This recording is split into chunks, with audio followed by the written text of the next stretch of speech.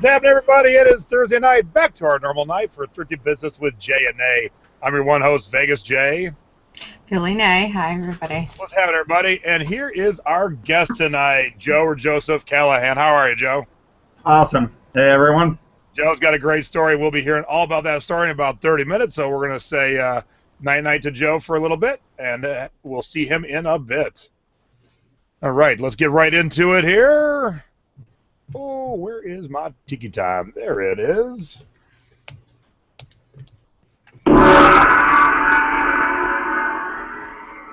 Time for Jay's Tiki Talk. Each week I drink rum, a different rum out of a different mug, and I try and pair it up for whatever reason with our guests or something like that. So Joe currently lives in Yuma, but he grew up in San Diego. So there is a little liquor store in San Diego called Trader Mort's. It's a tiki liquor store. It's been there forever. This is a very rare mug they did of the tiki that sits out front. So by chance you ever find this mug, which would be very rare because there was only 120 made, this is worth about $400. So I'm going to drink some rum out of it.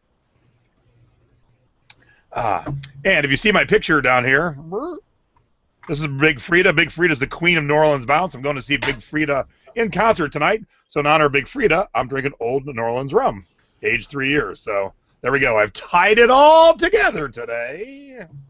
And what are you drinking, Nadine? I have raspberry iced tea tonight. There you go. In a sippy cup. Woo! In a sippy cup. A Hawaiian sippy cup, too. There you go. It's perfect. All right, after tiki time is done, it is time for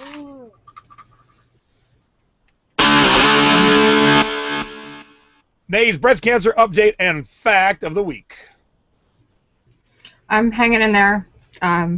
I've been helping a couple of newly diagnosed women, which really makes me feel good. And I have another oncologist appointment next week. My surgeon left the group, so I have some issues with that, but I'm hanging in there. And I'm feeling a little better from surgery, physical therapy, and whatnot. Still makes me sore, but my fact of the week is African-American women before the age of 40 are 3 times more likely to be affected by triple-negative breast cancer, which is a type of breast cancer that's much harder to treat in layman's terms than white or Hispanic women. So a lot of research, there's other facts about African-American, interesting facts about African-American and women and breast cancer. So a lot more research needs to be done, and if you are an African-American woman, or if someone in your family or you have a friend who is, you do need to be more vigilant about getting your screenings and your mammograms, unfortunately. So that's my fact of the week. Sending you a hug, and you look great, and we'll talk about what you're wearing a little bit later. Yes. But I want to say I'm a little shocked that, and I meant to say this, I was going to bet that no one in our audience knew Big Frida, but right away Glinda's like, oh, I love Big Frida. So I have fellow Big Frida fans in here, and I cannot wait to go shake my ass tonight, because that's all Big Frida's all about. All right, after our Tiki Talk and our cancer time, it is time for Scores of the Week. Cha-ching. All right, I got some crazy stuff today to share, and you'll see why, because it's been one of them weeks of just weird, different, awesome sales. Oh, some of my Amazon Prime packages are being delivered right now. Hear my doorbell ringing. Ooh, is my wife at the pool still? Oh, I hope she's in the door. All right, so my first score, I had some lowball offers. I didn't take them. This wasn't a huge winner after I bought it, but I held my ground, and I sold today for $30. UPS, who's ringing my doorbell right now, thermos. So, little thermos for on the job. So yeah, $30 plus $8 shipping, and it's sat for about 6 months, and I had a few like $10, $12 offers, but I got my 30 today. And then yesterday, Nadine was on eBay Radio. If you did not listen, go back to the archives and listen. But I had posted a picture of myself. A friend had morphed my face onto Marie Osmond's head. And so I look like a woman with a beard. And so one of my friends in the chat said, oh, that you look like a pretty woman, but you need an Epilady.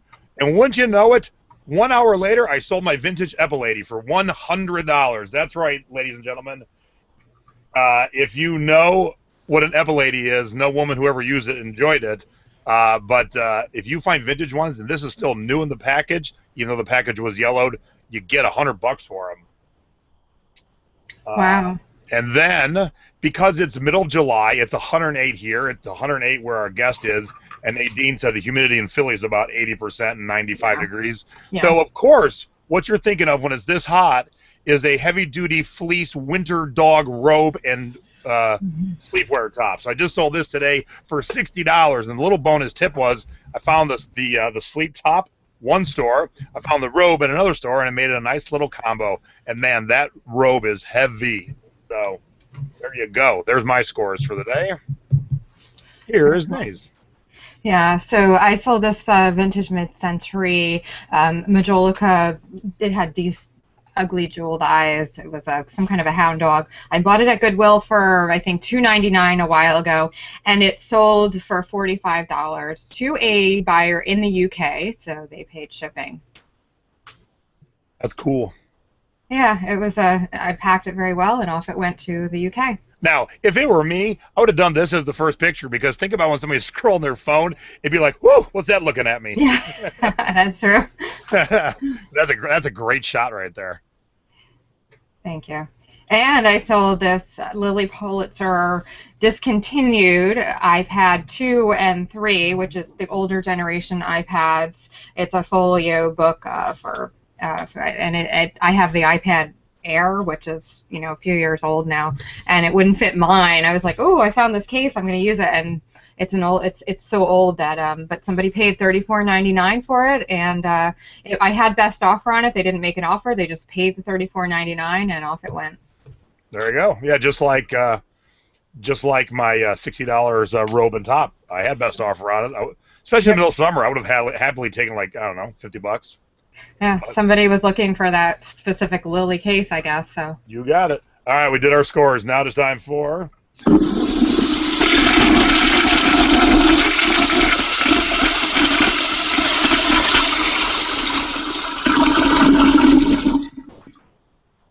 our duds of the week. Do not let our mistakes be yours. I used to tell everyone when I was teaching T-shirts to get all the Hard Rock T-shirts you can, and man, have they waned in years. And really, I barely look at them anymore. This one I've had listed for probably eight months to a year, and it just sold today or yesterday for $16.99. So I was happy to see it go bye-bye. And this one, and I'll probably teach a lesson on it in the thrifting board, my Facebook group.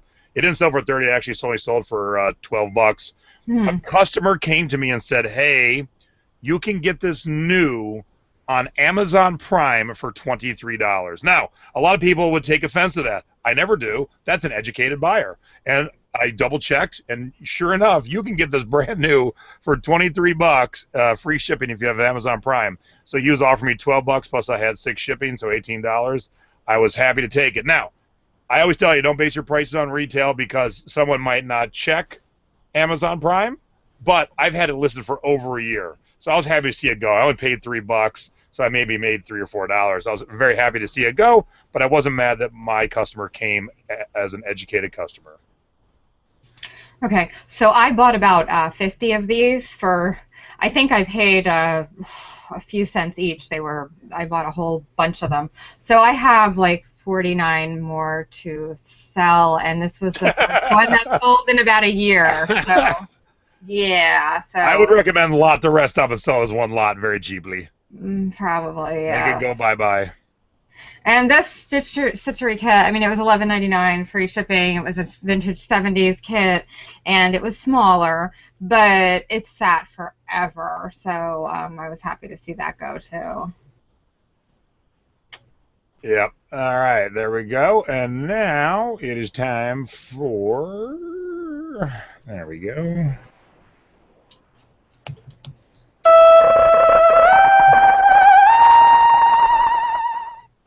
Close Encounters of the Thrifty kind. So my wife Stacy and I have season tickets to the Smith Center, and the Smith Center here in Vegas. It's where all the touring Broadway musical productions come, because we love Broadway musicals. And a while back, we were sitting, I don't remember what musical it was, but we were sitting there, and a guy kept doing this to his program. Like, nonstop. Finally went around, turned around, went, dude, knock it off. And he stopped. And so the play went on, and you're thinking, how's this going to relate to a Thrifty Encounter? 3 days later, I'm in a thrift store, and I'm shopping, and a woman walks up to me, and she goes, I want to apologize for my husband the other night. I'm like, what? And she goes, where's the Smith Center? I'm like, oh. And she goes, and we're also big fans of you and Thrift Hunters. I'm like, oh, geez, sorry. So she said, I'm like, oh, it's cool. It's all cool. So we talked for a bit, and the husband was with her, and he came around the corner. He goes, dude, I'm so sorry. I'm a lawyer for my day job. I had a big trial coming up. I shouldn't have went to the musical. I wasn't even paying attention. I didn't realize I was flipping that program, so I'm very, very sorry. So all was good, and we became buddies, and we chat every time we go to the musicals now. But funny enough, we were at a musical last week, and a different person was sitting behind me, and at a soft, quiet part, she felt that was a good time to get her emery board out and do her nails. And I turned around to say something. She wasn't paying attention to me, so I had to whack her in the leg and go, knock it off. Have some decorum when you're at the musicals, people. Yes, this person knows how to behave at a musical. Other people don't. Okay. All right, you're up, girlfriend. My Thrifty, I have a photo that you need to pull up. Yep. Yes.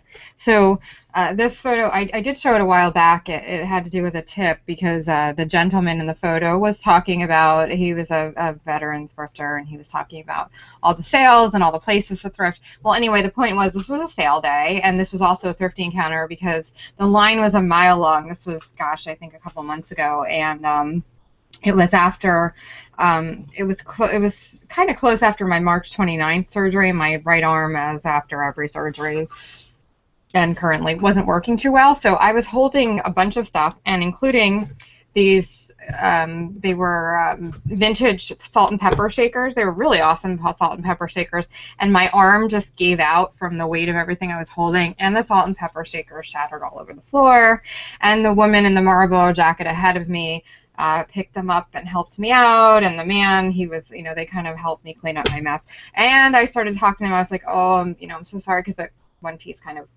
hit her.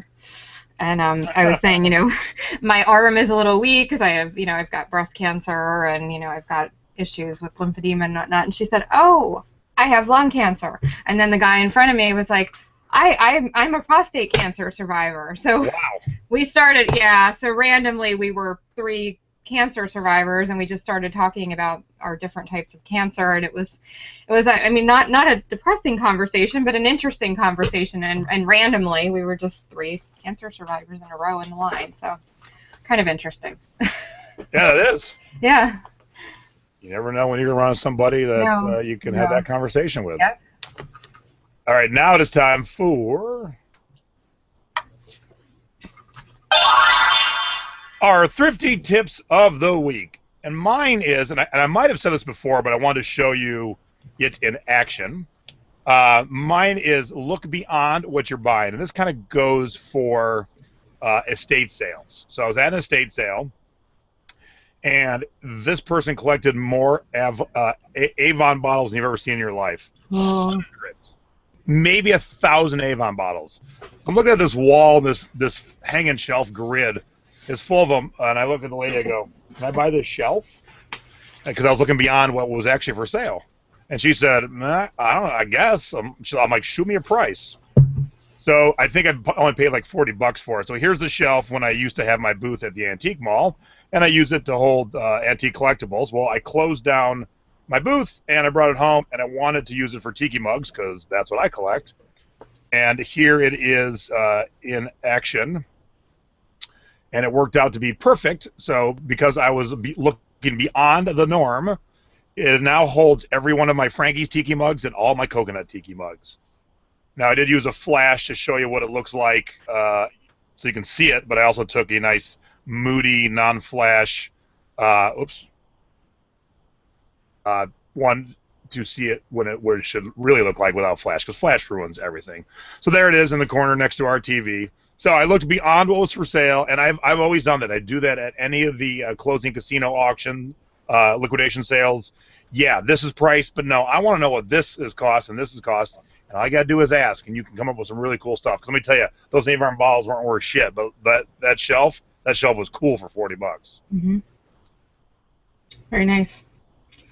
Okay, so my thrifty tip is to know your quality and learn your quality, and then after you learn, use your thrifting radar and your thrifting instinct. You will obtain that thrifting kind of radar.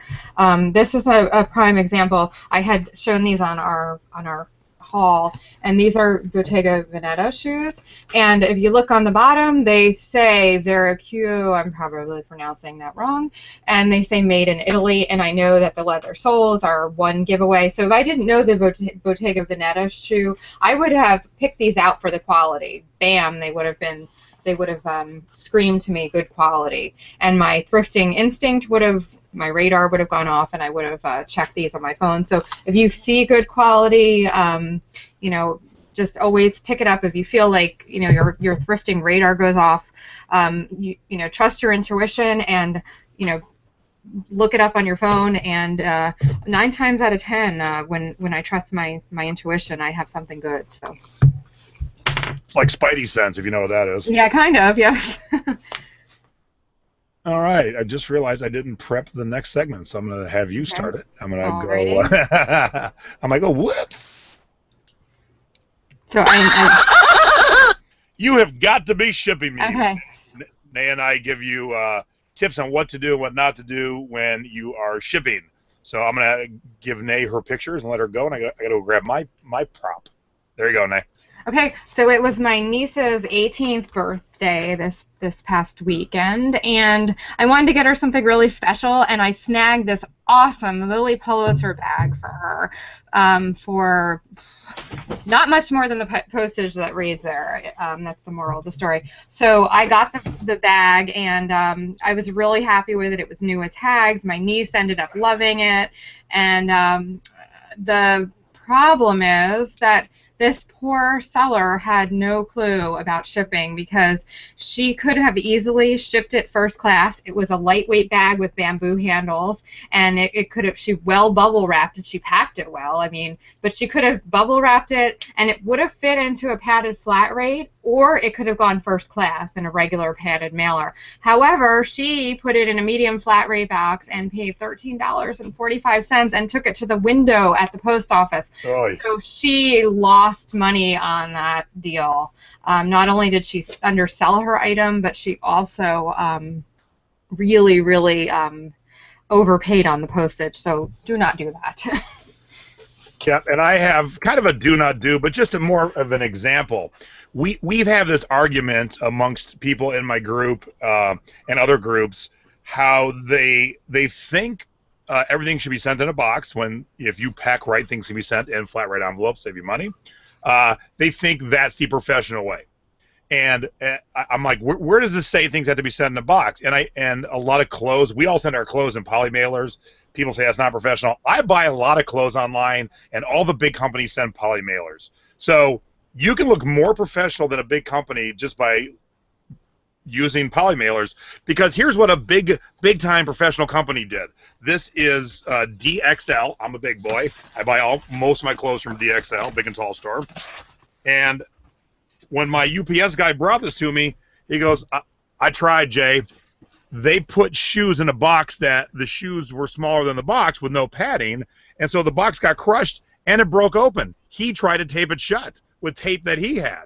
So here is a big-time company that has stores all over the country and a huge mail order business, not packing well. As you can see, there's a lot of empty space. Empty space is what causes breakage and what causes the box to be crushed. Now, it's a pair of shoes, and it's men's rugged outdoor shoes, so nothing happened to them, but I could have shipped this much better, and I'm just a guy in a spare bedroom. So my point is, as long as it looks good and gets to your customer, it doesn't matter if it's in a box or in an envelope. As long as it gets there in one piece and doesn't look like a hot mess, you're good. You're absolutely good. That's funny because I received, I bought some, you told me about Amazon Prime Day, and I was all excited, so I got, my kids really needed new shoes for school for the fall, and they came today. And it was the same situation. The boxes, the 2 Skechers kids boxes, all crushed. Lots of space in the boxes. I mean, the shoes were fine, but I was really floored by the way that they were packed. Yep, and people are saying they get all their stuff in poly bags from the big companies, and I think the people who want to argue with me about it, they must not order clothes online. Mm-hmm. And I think the best thing an online seller can do is to buy online. Like, I mean, we're selling online, you should buy, and you should buy from a variety of places so you can see how people ship things, because you might learn something new too. There's a bonus shipping tip right there. Boom. All right. Okay. Let's get into our next segment here. Ba-da-da. Oh, there it is. Okay. All right. Whoops, my sound effect was not ready. And I was not ready for this one. It is the viewer's 2-minute topic of the week. And this week it was submitted by Sabrina Cornelius. Thank you, Sabrina. You are always hanging around and, boy, it's got off on something. And participate in all the things that we do. So I thank you for that. And her question is, what time do you actually step foot into your office to work? And when you start, can you give a step-by-step timeline to your days? Since Stacy, which is my wife, works at home and they has kids, is it hard to get in the working groove each day? It's a good, that's a good question. Mm-hmm. All right, let me get the timer up here. Let me get the question off the screen. Let me do our high-tech timer. There it is. Boom and boom. Reset. Are you ready, Nay? Yes, I'm ready. Go. So short answer, yes, it's hard to get into the working groove each day. My days vary. I do not have a set schedule anymore because I have various doctor's appointments. Some days I have 3 doctor's appointments. Some days I have a child who's just not feeling good or having a temper tantrum, and I can't do what I want to. So I have to schedule around all of that. So some mornings I will get up before the kids get up and I'll start working. I'll start listing. Other days I will have to go to my doctor's appointments and I'll list at 3 a.m. because I have insomnia, and that's when I can list. So my day is very unstructured, and it's kind of I kind of build it around my life, my kids, my, having cancer, having lots of doctor's appointments and surgeries and whatnot. And that is the beauty of being an entrepreneur and selling online. So that's pretty much what I do. Some days I get 5 listings done. Some days I get none. Okay. Good job. Good job. Let me reset it and start. My days are pretty structured, unlike Nay's. I do the same thing every day. I get up about 6 o'clock. While I'm still laying in bed, I grab my iPad. I see what I sold. I see who's had some success in our Facebook group, the Thrifting board, or who needs help. I finally drag my sorry ass out of bed by 6:30 and hit my office, or maybe I'll stop for breakfast. But by the latest, I am at my desk working by 7 a.m. I get all my stuff shipped. I get new things listed. I usually have my assistant here. She's been on vacation. But when my assistant's here, I tell her what I need her to do for the day.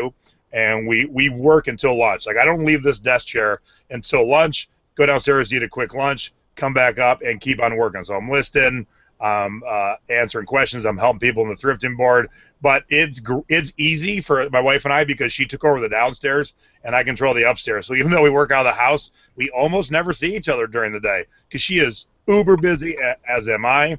And our little son walks up and down the stairs. He sits at my feet, sits at her desk, and that's how we do it. Woo! All right. All righty. And then our last segment, before we get Joe in here, we do a rotating segment every month. And the segment this week is...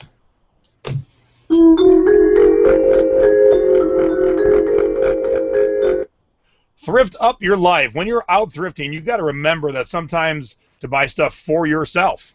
And I don't always mean just like fun stuff, practical stuff too. So, you're looking always to flip and make money, but keep in mind things you can buy for yourself. Let's start with Nay.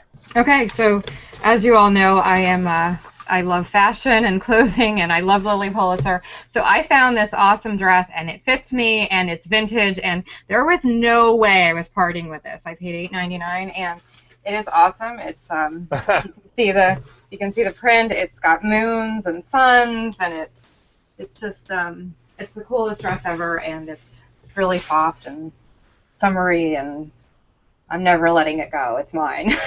So I'm never letting it go. No, this is my dress. This is never getting sold. So It's just way too cool. So, and I could probably sell it for quite a lot if I did sell it, but not happening. All right, so mine is the room across the hall from where I'm sitting right now is our main guest room. It's called the South Pacific Room. It is an honor to, it's an homage to All Things South Pacific, which is a musical and also a movie. And so on the walls, I have, I'm thinking I'm up to like 60 different versions of the soundtrack. So here's a part of the room. As you can see, I have a T-shirt from a local production of South Pacific. I have an old musical poster. So when my wife and I were setting this room up, that was our first room we set up for our first guest, I'm sitting on the bed and I'm looking at the blank wall in front of me and I'm like, oh, you know what we need? We need a bamboo-ish entertainment center because I had a TV for the room for our guests. And we have little tchotchke South Pacific stuff. So I went right to Craigslist. Now, most of us probably go to Craigslist to source, but don't forget, Craigslist is a great place to find the exact thing you need. So what I looked up that day was Bamboo TV Entertainment Center. This was for sale that moment I said it. We dropped everything. We drove out to this guy's house, bought it, brought it back, set it up. There it is. So don't forget Craigslist. Craigslist is a great place to source for both yourself and to flip. Cool. Alrighty. All right, 2 quick pieces of business before we get on to Joe. If you are coming to Vegas for the eBay Open in 2 weeks, man, do we got some parties and some fun planned for you. So put this, get your pen out, get your calendar out, get your pad out, whatever you use. Here is the events that we are going to be throwing. Now, there's one event not on this because it'll already be happening by the time people get here. Monday night, we're having our first party. It's a meet and greet at the Carnival Court Bar at Harrah's. Tuesday night, we're doing a thrifting board get-together at Frankie's Tiki Room. Come drink tiki cocktails with us. Surf on over to Frankie's. Wednesday night, episode 25, the last episode of Season 2, will be at Rebar. Rebar is the newest, coolest bar. It is half bar, half antique store. Everything's for sale, including the bar stool you are sitting in. And our guest is Derek. Derek is the owner of Rebar. Derek has cancer, and he's had quite a story himself, so he's going to share that with us. And then Thursday, I speak from 3 to 3:30. The time actually changed a little bit at the eBay Open. So come see me talk about social media and marketing. And then if you're staying in town Friday night, a bunch of us are going to the Duran Duran concert. So if you're about our age and want to relive your high school youth, come on and join us at Duran Duran. And then if you're still here for ASD the following Tuesday, I speak at 2 p.m. about the history of eBay.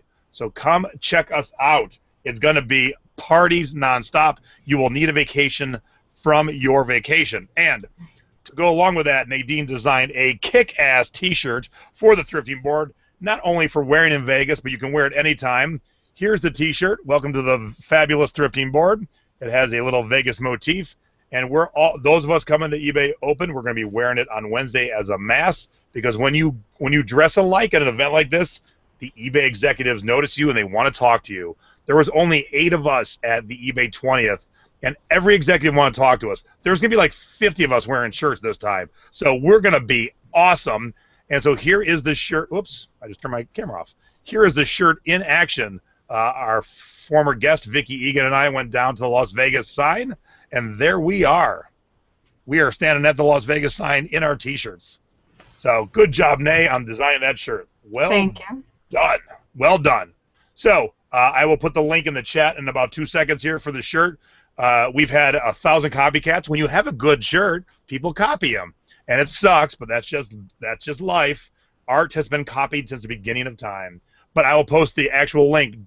Please don't buy it. It's on Amazon. Please don't buy it if you're not on the official link, because you might be buying from an imposter, and we would hate for you to do that because you're just feeding the imposters. Oh, by the way, I am sharing the proceeds of the shirt with all the lifeguards. Now, if you're not in my Facebook group, why not? Come on and join us. It's called the Thrifting Board, and we don't have admins. We have lifeguards because they're going to save you from the rough seas of e-commerce. And they do it for free, and they're always helping out at their own time. So I'm taking the money that I make from the shirts, and I'm distributing it myself and then all the lifeguards. So if anyone's ever helped you, please buy a T-shirt. Did I forget anything, Nay?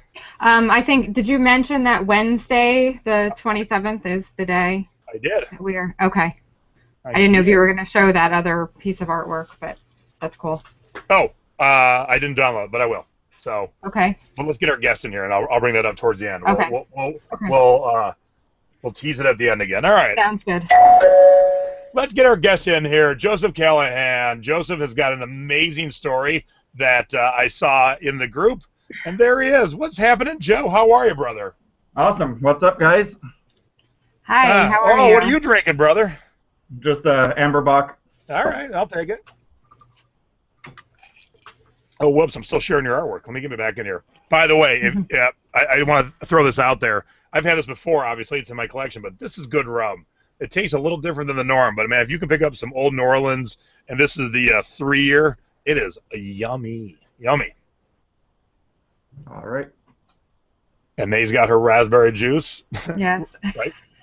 All right. Why don't you kick off our interview there, Nay? So, can you tell us a little about yourself, your background, what you do? You and I have like backgrounds. Very exciting because you're an artist like me, and I know I'm a little bit of an art nerd. So, if you can talk a little bit about your background and how you got started selling, what platforms you sell on, and such. All right. Well, in my personal life, I'm an abstract artist. And haven't had much luck selling that on eBay. I trade most of my art with other artists and collect other small artists.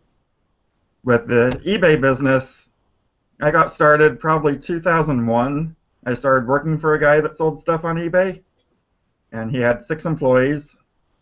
He did an average of $6,000 a week in sales. And when I first met this guy, he was living in a pickup truck, digging through dumpsters for things to recycle. And eBay made him a success, got him off the streets, gave him a really successful business, and I learned it from him. And then I spent about 6 months doing eBay full-time just by myself, got a regular job, and left eBay for quite a while. And about 4 years ago... How long ago was that, Joe? That was around 2002, 2003. Mm-hmm. Back when eBay was really different. And so about 4 years ago, I'm living in Yuma, Arizona now, and I work out at the Army base there as a private contractor. One of my supervisors said she was going to an estate auction. And I thought, oh, that sounds interesting. I can go and not buy anything. Yeah, right. And I ended up having to rent a U-Haul to bring everything home. Holy crap. Oh my goodness. I spent about $250 and filled up a small U-Haul. Wow, that's a pretty good deal. Yeah, and it was all antiques and collectibles and stuff. Wow. So I contacted a buddy of mine, asked if he wanted to be my business partner and help me run it while I worked. But at the time, I didn't have internet. So we were writing everything on our laptops, going to Starbucks on Sundays and listing everything. Back then, I still. So let's slow down a little bit because this is why you're on the show. This is absolutely amazing to me on many levels. Mm-hmm. So you decide I'm going to start an online selling business with no internet. Yeah, it was kind of the one thing you need. Yes. It was a temporary situation, so I, ended up being more long term than I thought it would be, but it worked out. We would pack up our computers and go to Starbucks every Sunday and list things auction format. Wow. And so every Sunday we were back at Starbucks listing stuff and then waiting for the auctions to close. And I'd pre-weigh everything, pack everything that had bids and get the weights, and while I was at Starbucks I would print up the shipping labels and print them to PDF so I could take them home and print them. And then anything that sold throughout the week, the library was on my route home from work, and they only charged 10 cents a page for printing stuff, so I'd stop by the library and print shipping labels. Wow. It's amazing. Wow. And one of the other obstacles was I worked from 6 a.m. to 6:30 p.m. most days, so the post office is closed. So anything that, luckily, the post office here has a rather large-sized drop box that you can put packages in. But anything bigger than that, I had a 5-day handling time on so that I could go on Saturdays. Wow. Now, you're doing this with a partner or a buddy. Now, why couldn't he get to the post office during the day?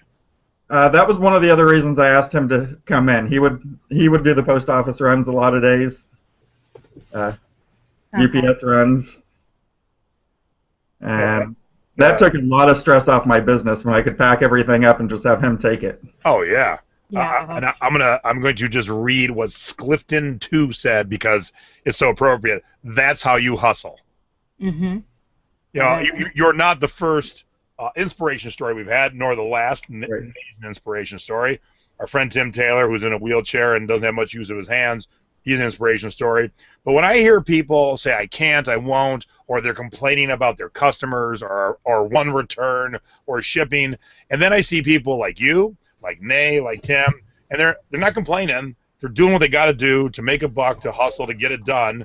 And it's so inspiring to me that I'm like, I mean, I can't live 30 seconds without the internet. You never 4 years. 4 years, brother. That's crazy. Yeah. And I think the big reason I did it was I kept finding these deals that I couldn't pass up, and I said, okay, if I don't make this a business, I'm going to become a hoarder. There's a fine line sometimes, yes. And I still have 2 storage units, 2 10 by 20 storage units full of backstock. Oh, hey, Stacy, are you up here? Oh, my wife was just up here. She'll feel better about my 2 10 by 10s if you have 2 10 by 20s. Yeah. Yeah, and I just, I always say when I buy more stuff than I can list that I'm saving for if something goes bad. I just ended up having 6 weeks off work due to a broken toe, and this short-term disability took forever. I just got my check today. So the past 6 weeks I've lived off eBay. I just moved into a new house, and I just made my first mortgage payment using my PayPal debit card. So Wow. 100% eBay. That's great. And I want to pause right there and just let it sink in, because this is how you do it. This is. Hi, honey. Does he have stuff in every room of his house too? Do you have stuff in every room of your house too, Joe? Yes. Yes. And my garage. And your garage, and his garage. See, so feel better about our 10 by 10s, hon. This is amazing. It's the human spirit. It's the hustle, and it's Joe. You could have sat around for 6 weeks and been miserable and been like, "What am I gonna do?" You're nope. Yeah. I got 6 weeks to sell. I'm gonna move in this house. I'm gonna pay my mortgage. That is amazing. Yeah, and Can I hug you? And with the pain and the pain medications, I wasn't able to put 10 hours a day into the eBay business for that 6 weeks. A lot of days it was 3-4 hours, and I still made it. And how's your toe now? It feels most of the way better. I can fit it into steel toe work boots, so I can go to work. That's a good thing. Yeah. And Yeah, I can relate to a lot of that with the disability, being a big headache with the the pain and the pain medicine and whatnot. Those are definite challenges. So can I ask you, how many items do you keep listed right now? as many as I can. Right now I have 436. Nice. And with the 6 weeks off, I was hoping to get over 600, but I wasn't putting 10 hours a day into it. Yeah, you have to put the time. I know, it's Right. tough when you have physical challenges, as I know. So there's a question in the chat, and you don't have to answer it, Joe. I don't know what your situation was for those 4 years. Somebody said, why didn't you buy internet with the profits earlier? But you weren't living, I don't think you were living in your own space, right? Right. I had to move quickly, and I got this horrible apartment complex, and I signed a 6-month lease and said this is just going to be temporary. And a lot of the cable companies here in Yuma, they're known for making you sign a contract, but yet when you move 6 blocks away, they don't service that area. Ah. They won't be responsible for the contract. So I said I wasn't going to get stuck in a contract when I was planning on moving. I ended up being there a lot longer than I planned. But see, but there's an actual answer. So and thank you, Peace 3601. Good question, and there was an actual answer. Yeah, it makes sense. Yeah. It wasn't just that you were in the witness protection hiding. And I think another part of it was I'm kind of a cheapskate, so I got used to it, and I said, well, I've been making it work this long, I don't need to pay for that. I feel ya. What and people are asking for your ID. We're going to show your scores and duds in a minute. And May, I can't wait till you see this one score. It is so awesome. But are you on any other platforms? You sell on Amazon? Do you sell on Etsy? Have you used OfferUp? Anything else? I sell books, and I've started listing some CDs on Amazon. Nice. Normally, I don't get that big of sales on there, but I need to start listing more often. I think that's the key. Yes, it is. I know. And Etsy, my sales have been real slow on, but it's a sale I wouldn't have otherwise. So randomly, I'll get a sale on something, and I'm like, oh, I forgot I even listed that on Etsy. That's a cool thing to happen. And then also Bonanza. I was just going to ask Bonanza. So yeah, and I love Bonanza. They don't give me a ton of sales, but they always give me one or two here and there. And just once again, like you said, it's things you're like, well, I wasn't selling someplace else, so cool, I'll take it. I'll take any sales anywhere. Yeah, it's funny. I bought all these collector plates quite a few years ago, and collector plates are horrible. There's no market for them right now. And I just sold one on Bonanza this last week. Nice. And it's funny because I had them for about a year and a half, and I decided I was going to redonate them, and someone bought 6 that week. So I was like, okay, I'll leave them listed a little longer. I will tell you, across the hall in my South Pacific room, I do have the 4 collector's plates of South Pacific. It's the only collector's plates I own or have ever bought. I saw them at a estate sale. I'm like, oh, sweet. It's the only time I've ever been excited over a collector plate in my whole life. Yeah, for the most part, I pass them up too, with the exception of a few. But well, I bought 20 of them at $1 a piece, and every now and then I'll sell one at $10. But we tried to blow them out and do a 99-cent auction plus shipping, and they wouldn't sell at 99 cents. Yeah, I think the Norman Rockwell ones are the worst. I will just lump those with Avon and just call it quits on those. On those 2 items. I went to an estate sale with my wife once, and the collector, the person who died, they collected collectible plates like I collect tiki stuff.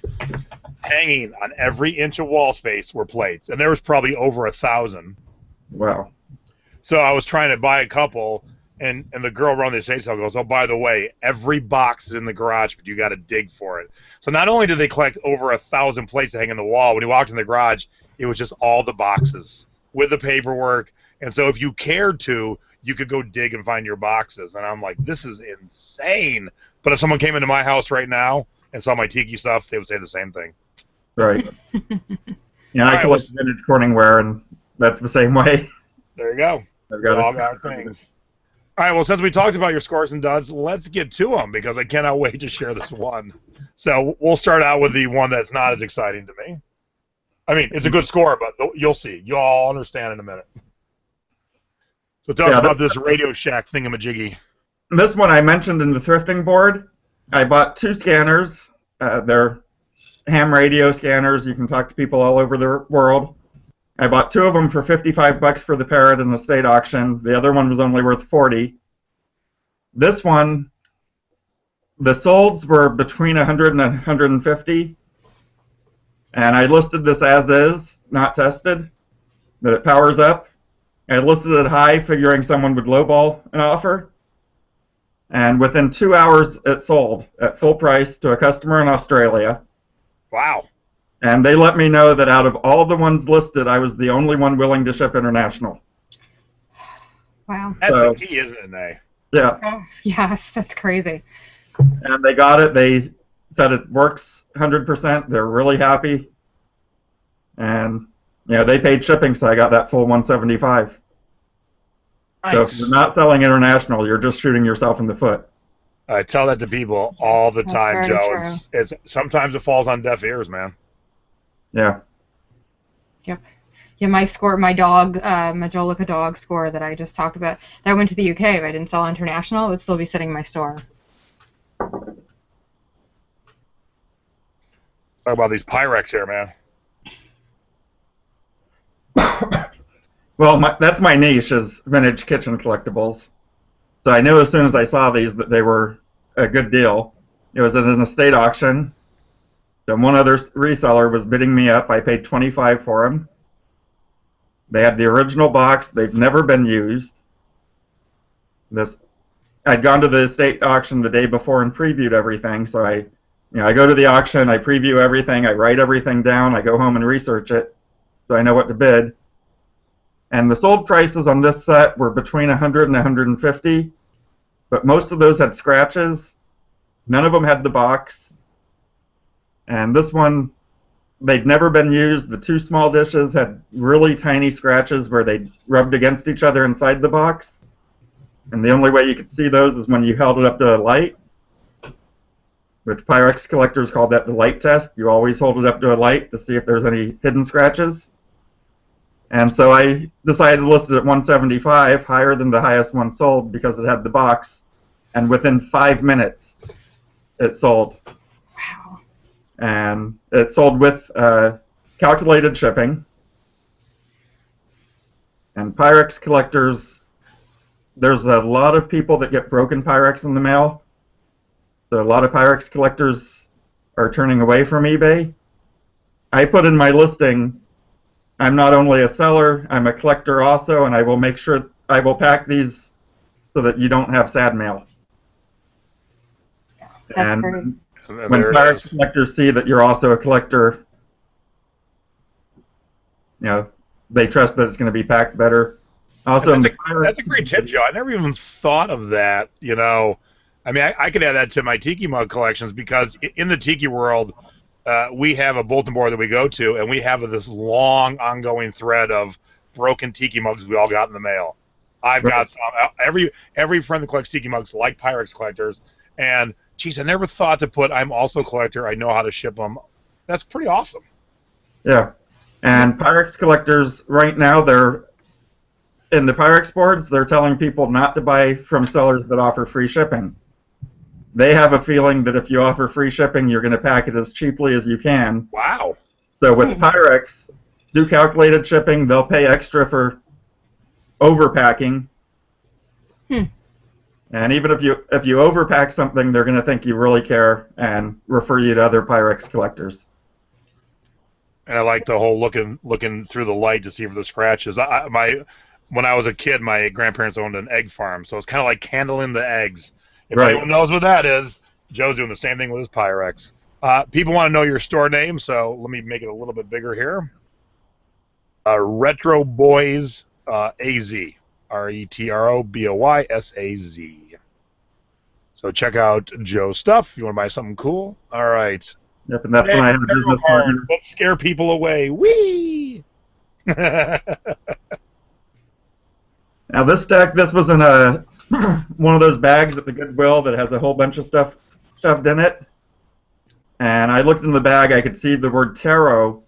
I couldn't see what the deck was because of the way stuff was shoved in it, and it was stapled shut. And so I decided to take a risk on it for $199. Ooh, big risk. Yeah. And I know vintage tarot cards can really get some good money. This one, it was going for around 50 to 60 with the instruction book. This set didn't have the instruction book. So I put it at 50. Someone offered me $39.99. I took it, and it went off. It lasted in my store about 4 days. Nice. Wow, that's awesome. And then the one I can't wait for everyone to see. Boom. Oops. Jesus Black Velvet. All right. Wow, that's crazy. Oh my. This is the bomb diggity right here. That is crazy. Yeah, that should be a bolo. Anything on black velvet seems to be going really well. This was a smaller painting, but I found it at Goodwill for $3.99, and I'm normally turned away by religious stuff, but I saw it and I'm like, oh, I have to have that. Yeah, that's Yeah, I'm not real religious, but I know things like this and religious stuff will definitely sell, and the more unique, the better. Yeah, that is definitely unique. It was about a month and a half in the store before it sold, but it shipped out yesterday and it's on its way to Washington. Oh, it's freshly sold. Wow, that's awesome. Nice. And Christine complimented your photo on that. That is a very good photo. Awesome. Here's a nice close-up. Yeah, and whoever painted Oh. you did a good job. Yeah. I like it. Yeah, and that one doesn't have a signature. A lot of the black velvet paintings have a signature. There's a studio in Mexico that does most of them, and most of them are signed. This one wasn't signed. There's a little bit of a chiaroscuro going on there. You know what that is in the art nerd terms. I just heard a different language. What? Chiaroscuro is like in the older art they would do darker paintings with this beaming light, and it was a like a bright light in the painting, and that's kind of All right. like that. So There you go. Nate just art nerded out. yes, I did. All right, let's talk about your duds, because like me, like Nate, everybody has their duds. I don't care who you are, how good you are, you have your duds. Mm-hmm. Yeah. These little cast metal biplanes I bought at a state auction for $10. Looked them up. I hadn't been able to preview at the auction, so I was seeing stuff as it came up. And I looked them up. They were put out by Reader's Digest. They were not very desirable, and I ended up taking a best offer of $14.95 with free shipping. So I think shipping was about $4.50, so I barely broke even. And after eBay fees, probably lost a little.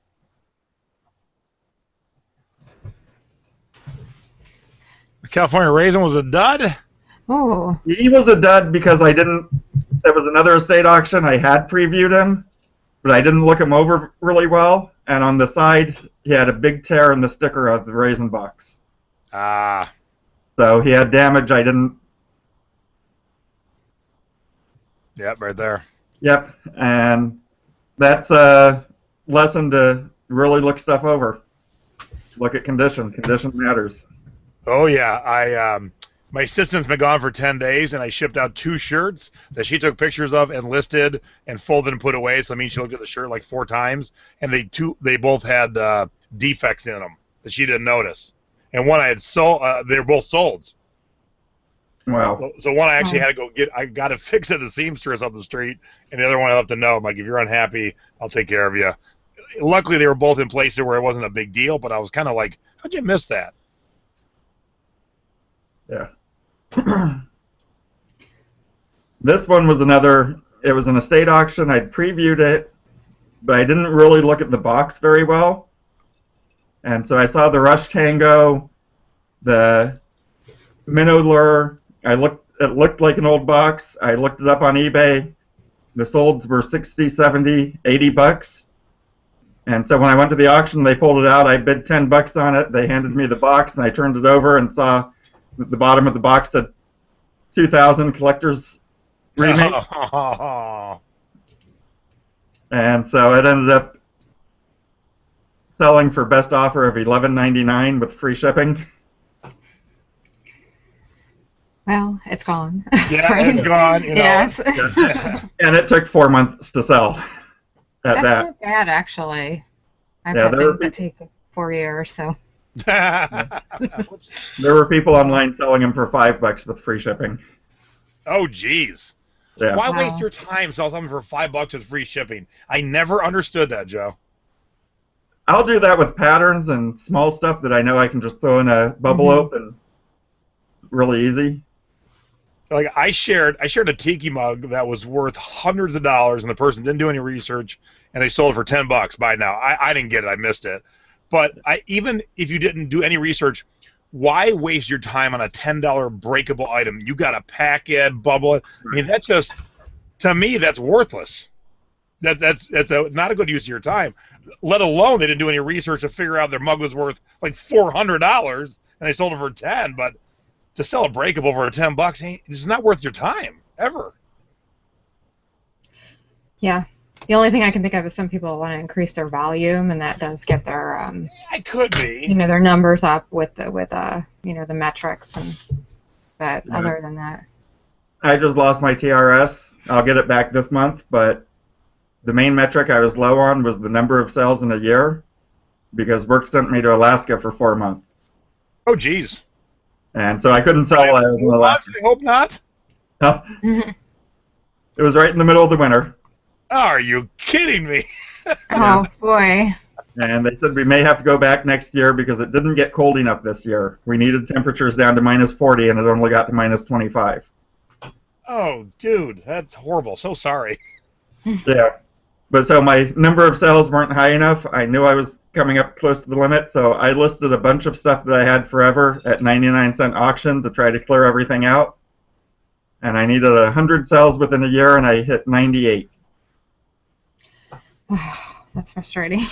So, I called eBay. I talked to them about what I can do to make sure I get my TRS back at the next eval, and they looked at my account and said, "There's no doubt you're getting it back." So that's good. It's not the end of the world.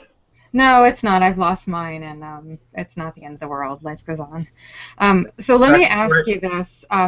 What did it feel like after 4 years when you finally got internet? Did you go hog wild and stream the Lord of the Rings trilogy, or how did that feel?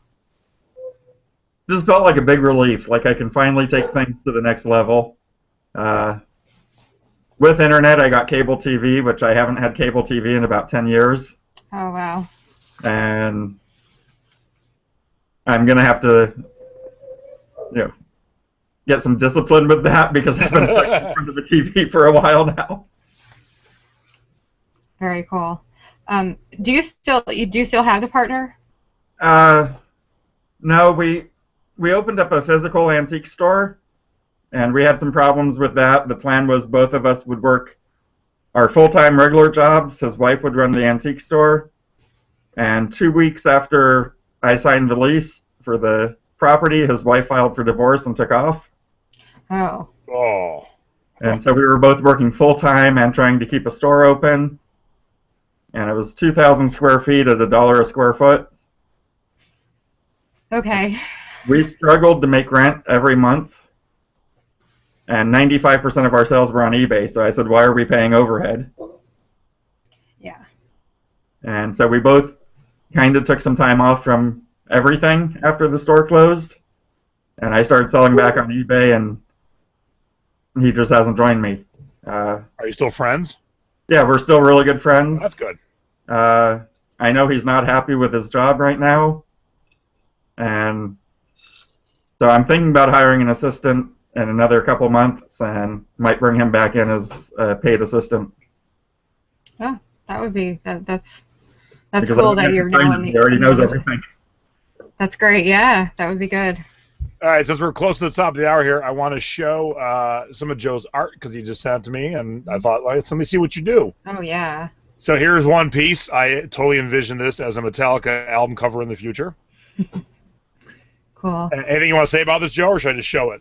No, I was bored one night. Geez, when I'm bored, I just play on Facebook more. You actually go out and produce something. That's very nice. But then here's the cooler. Crazy. Yeah, I love that. That's awesome. Yeah, I was telling them earlier I got a whole bunch of porcelain dolls that were duds in the antique store. We couldn't give them away. We couldn't sell them on eBay for 99 cents. We even lotted 10 of them together and did an auction 99 cents plus shipping, and they didn't sell. So I said, I'm going to turn these into something. Very cool. And it looks awesome. I mean, I love it. Yeah, all 4 of those pieces right now are on display at a tattoo gallery in town. Oh, cool. Oh, that's awesome. Very cool. Being a tiki collector, my wife and I don't really have any talents, but all our friends do, and so we support their talent. So I enjoy when I see others who are talented who do art of any type. Of course, I collect tiki stuff, but this is just as cool to me. So I'm very excited to share it with the world. And the tall one, the head on the beer bottle that's gold, that's all cigar bands, cigar labels. Get out. See? I love that stuff. Yeah, that's awesome. So creative. You're making me want to go back to my fine art roots and do some cool fine art stuff again. Well, it's funny. For a long time, I wouldn't call myself an artist because I had no formal training. And I went to Palm Springs to visit a good friend, and he took me to an art gallery that was really snobby. They wouldn't look at artists to show unless you had a proven record of selling 40,000 per show. And I'm looking at this piece on the wall. It was a collage. There was no drawing, no painting involved. It was just cut out pictures from a magazine pasted to canvas.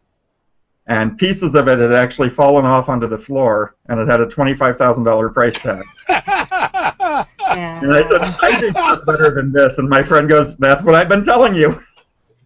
Wow. You just need the creativity and the talent, and you're good to go. Yeah. Mm-hmm. Now, people are asking about the Joker behind you. I know from previous conversations that is not your art, but a friend's art, right? Right. A friend of mine fell in love with one of my paintings. She's an artist in town, and she said, how much? And I said, I want one of your paintings, so paint me something. And she said, deal. And a couple months later, I said, you still haven't painted me something. She said, well, tell me specifically what you want. And so I said, Jared Leto from Suicide Squad. And she said, who's that? And so I pulled up a picture, and she goes, oh, yes, let me paint that. Let me paint that. Wait a minute. How old is she? 87? Do you know who Jared Leto was? No, she's younger than me. A gifted actor at the top of his craft and the lead singer of a popular band. And she's like, who? Right. But her and her husband, they're both artists. Is your friend's name Nadine? What's going on here? I do know who Jared Leto is because I had a friend who was friends with him a while back. So. Oh, and our friend and lifeguard Christine's like, oh, I thought it was Marilyn Manson. Oh my God, no, Suicide Squad. It's coming out in like 3 weeks. I can't wait. Yeah, I've been excited for it, and I think Nadine would really love this artist. Her and her husband are both artists. They live on a farm that's got overgrown palm trees. It's one of the few green areas in Yuma. They've got every kind of animal. They call it the jungle. And oh, yes. Every Sunday, they open, during the winter, right now it's too hot, they open up their property to any artists that want to come and just sit, hang out, paint. People bring their kids, and they teach the kids how to paint. And they call it Art Sundays.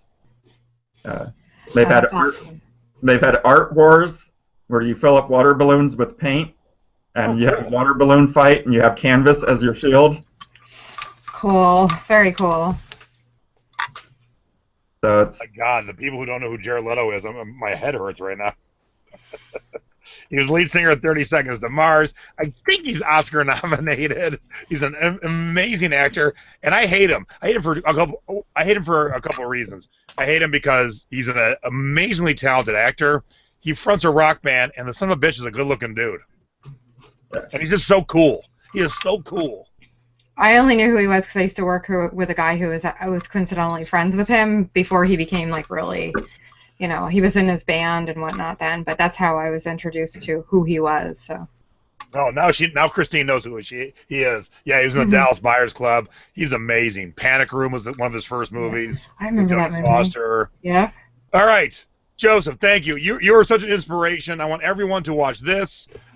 Listen to Nay's story every week. Go back and watch a Tim Taylor episode. If you don't get inspired to either work harder or the next time you're going to be like complaining about having to take a return, Nay's doing it with cancer, Tim's doing it from a wheelchair, and Joe did it without internet. He had to hustle. He had to go someplace and download PDFs, then go someplace else to print them. Oh, my God, it's an amazing story of perseverance, and he did it. And he's living in a house that he owns. He's enjoying life. I don't know so much if he's got to go to 40 below, but, for the most part, Joe seems to be enjoying life.